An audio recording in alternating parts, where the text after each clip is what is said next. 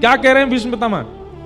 जैसे ही ठाकुर जी सामने आके खड़े हुए तो ठाकुर जी का स्वभाव है, टिकते तो है नहीं, न क्यों हिल रहे हैं, ऐसे हिल रहे हैं, कभी आंख झपक रहे हैं, कभी अर्जुन इधर आ इधर आ, कभी युधिष्ठिर को बुला रहे हैं, कभी नकुल सहदेव को खींच रहे हैं, द्रौपदी से कह रहे हैं तू भी इधर आ।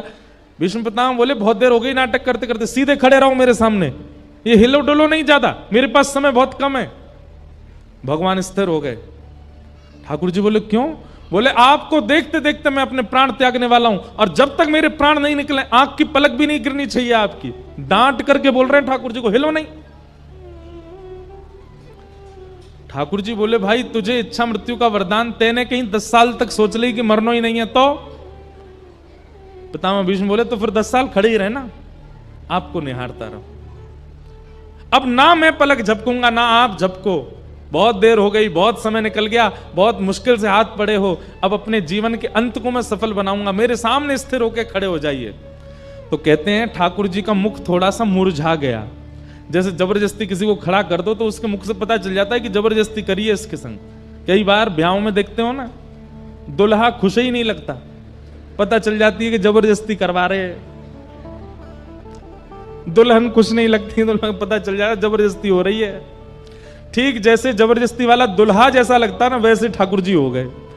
मुकुट तो पहना है, मोर पिच्छ तो लगा है, श्रृंगार तो किया, पर चेहरे पर न को प्रसन्नता नहीं। भीष्म पितामह बोले अरे अरे अरे ये क्या हो रहा है?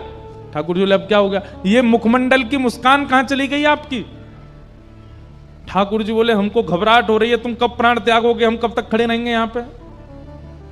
बोले बस इतने में ही घबरा गए? और खुद जो हमको 84 लाखों में नचाते रहते हो उसमें तब घबराहट नहीं होती आपको? जैसे तैसे हाथ पड़े हो मेरे सामने, खड़े रहो। और कैसे खड़े हो? बोले प्रसन्न हासारुणलोचनोल्लसत् शब्द है।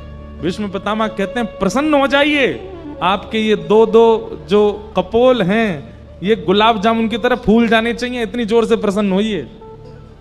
और ऐसी स्थिति में आपको देखते हुए मैं अपने प्राण त्यागूंगा। भगवान जबरदस्ती मुस्कुरा रहे हैं, ले भैया देख ले। और भीष्म पितामह ठाकुर जी को देखते हैं, नेत्र सजल हो गए। और भीष्म पितामह ने भगवान की स्तुति